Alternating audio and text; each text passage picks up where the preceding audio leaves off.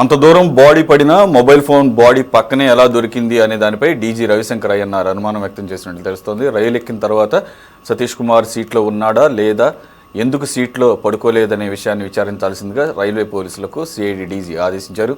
30 నిమిషాలకు క్షుణ్ణంగా సంఘటనా స్థలాన్ని పరిశీలించిన సిఐడి డీజీ మొత్తం విషయాన్ని కూడా హైకోర్టుకు సీల్డ్ కవర్లో సమర్పించనున్నట్లు పోలీసు వర్గాల సమాచారం.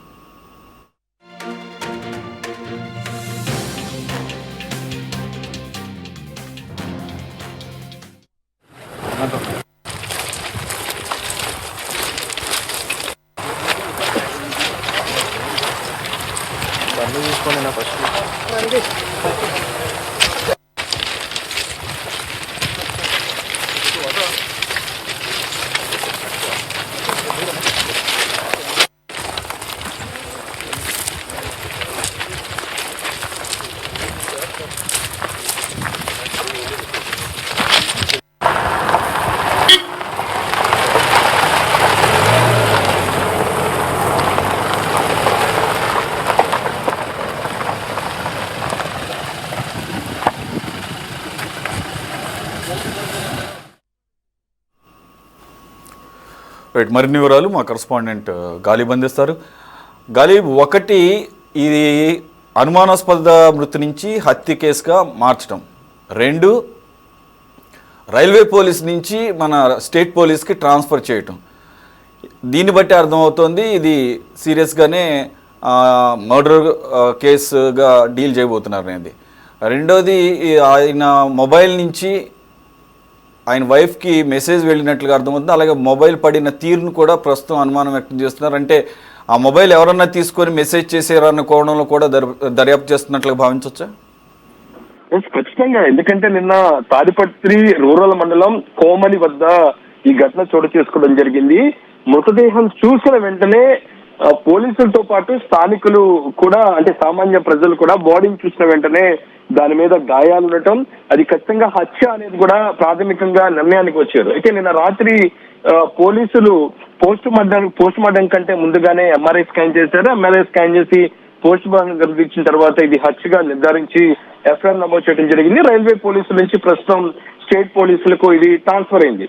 అయితే ట్రాన్స్ఫర్ అయిన వెంటనే సిఐడి డీజీ రవిశంకర్ అయ్యన్న రంగంలోకి దిగారు. ఈరోజు ఆయన ఉదయం అనంతపురం చేరుకొని అనంతపురం నుంచి నేరుగా అక్కడ లోకల్ పోలీసుల సాయంతో ప్రస్తుతం ఘటనా స్థలికి ఇప్పుడు ప్రస్తుతం రవిశంకర్ అయ్యన్నార్ చేరుకోవటం జరిగింది.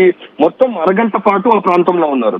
ఎందుకంటే సతీష్ కుమార్ బాడీకి సంబంధించి, దాంతో పాటు మొబైల్ పడిన తీరు, బాడీ ఎలాగా రైల్వే బోగి నుంచి, అది కోచ్ నుంచి ఏ విధంగా పడింది అనే కోణంలో నేను పూర్తి స్థాయిలో క్షుణ్ణంగా పరిశీలించడం జరిగింది.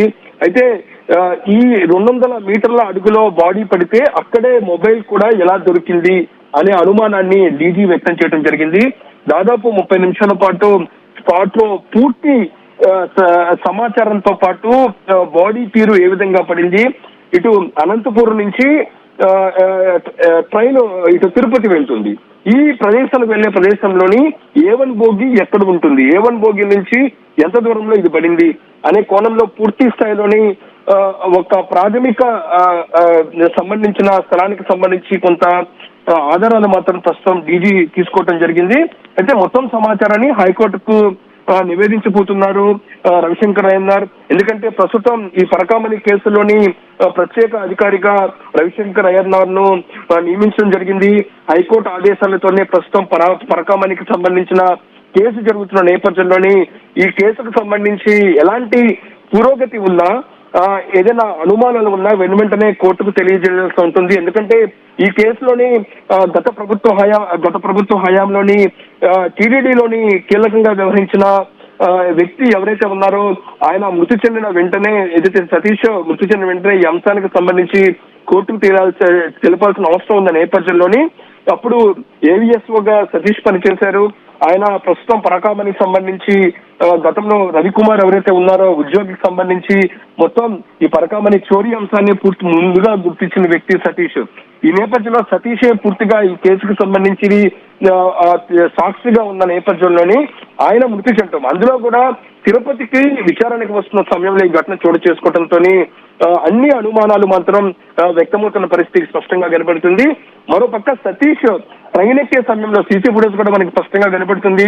వచ్చి ట్రైన్ ఎక్కారు, ట్రైన్ ఎక్కిన తర్వాత భార్యకు 4 సార్లు కాల్ చేయడం జరిగింది. ఆమె లిఫ్ట్ చేయడంతో కూడా మెసేజ్ పెట్టారు. ఆ మెసేజ్ ఏం పెట్టారు అనేది కూడా ప్రస్తుతం పోలీసులు ఇందుకు సంబంధించిన డేటాను సేకరిస్తున్నారు. మొబైల్ కూడా మృతదేహం పడిన చోటే పడిన నేపథ్యంలోనే ఎవరైనా కావాలని పడేశారు అనే కోణంలో మాత్రం పూర్తి స్థాయిలో విచారణ కొనసాగుతుంది. ఇదే కాకుండా సతీష్ ప్రయాణిస్తున్న ట్రైన్ ఉందో ఆ ట్రైన్ లో A1 బోగికి సంబంధించిన ప్యాసింజర్స్ లిస్ట్, దాంతో పాటు A2 సంబంధించిన బోగి, ఆ 2-3 బోగీలకి సంబంధించి అటాచ్ చేసిన బోగీలకి సంబంధించి ప్యాసింజర్స్ లిస్ట్ మొత్తం పూర్తి స్థాయిలో పరిశీలిస్తున్నారు. ఆ ప్యాసింజర్స్ తోని నేరుగా పోలీసులు మొత్తం మాట్లాడుతున్న పరిస్థితి కనబడుతుంది. మొత్తం ఈ కేసుకు సంబంధించి మొత్తం 4 బృందాలను కూడా ఇప్పుడు పోలీసులు ఏర్పాటు చేయడం జరిగింది. డీజీ ఆధ్వర్యంలోనే ఆ బృందాలన్నీ కూడా క్షుణ్ణంగా పరిశీలన చేస్తున్నాయి. మరోపక్క సతీష్ ఎక్కిన స్టేషన్ దగ్గర నుంచి మధ్య మార్గంలో ఏదైనా స్టేషన్ లోని ఎవరైనా ట్రైన్ ఎక్కారా అనే కోణంలో కూడా పూర్తి స్థాయిలో విచారణ మాత్రం కొనసాగుతుంది.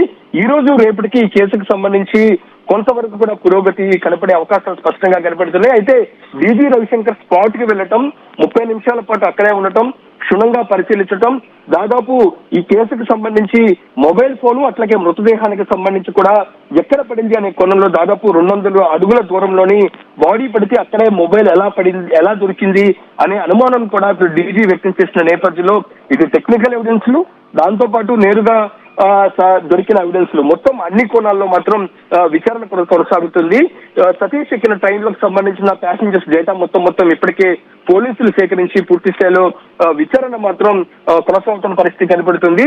అయితే సతీష్ చనిపోయే ముందు ఈ కేసు విచారణ అంటే మరలా కేసు బయటికి తీసి విచారణ ప్రారంభించిన దగ్గర నుంచి సతీష్ ఎవరెవరితో మాట్లాడారు, ఎవరితో ఫోన్ లో సంభాషించారు, ఎవరితో ఏదైనా వాట్సాప్ కాల్ చేశారా అనే కోణంలో కూడా ఇటు మొబైల్ నుంచి కూడా టెక్నికల్ ఎవిడెన్స్ మాత్రం పోలీసులు సేకరిస్తున్నారు. ఓవరాల్ గా ఈ కేసుకు సంబంధించి ట్విస్ట్ మీద ట్విస్టులు మాత్రం ప్రస్తుతం కొనసాగుతున్నాయి. ఇది ఖచ్చితంగా పొలిటికల్ మర్డర్ గా పోలీసులు నిర్ధారణకు కొంతవరకు వచ్చినట్టుగా తెలుస్తుంది. ఎవరు హత్య చేసి ఉంటారు, లేకపోతే హత్య జరిగిన కారణాలు ఏంటి అనే కోణంలో కూడా విచారిస్తున్నారు. పరకామణికి సంబంధించిన కేసు ముడిపడి ఉందా, లేకపోతే మరేమైనా ఈ విభేదాలు ఉన్నాయా అనే కోణంలో మాత్రం పోలీసుల విచారణ మాత్రం కొనసాగుతుంది. ప్రస్తుతం మాత్రం మృతదేహాన్ని ఇంటికి తీసుకురావడం జరిగింది. ప్రతి ఒక్కరు వచ్చి పరామర్శిస్తున్నారు. ప్రస్తుతం రవిశంకర్ అయ్యన్నారు మాత్రం డీజీ రైల్వే ట్రాక్ వద్ద ఏదైతే మృతదేహం లభ్యమైన ప్రాంతానికి వద్ద దాదాపు 30 నిమిషాలు పూర్తి స్థాయిలోని పరిశీలించడం జరిగింది. రైట్, ఓకే, థ్యాంక్ యూ గాలి.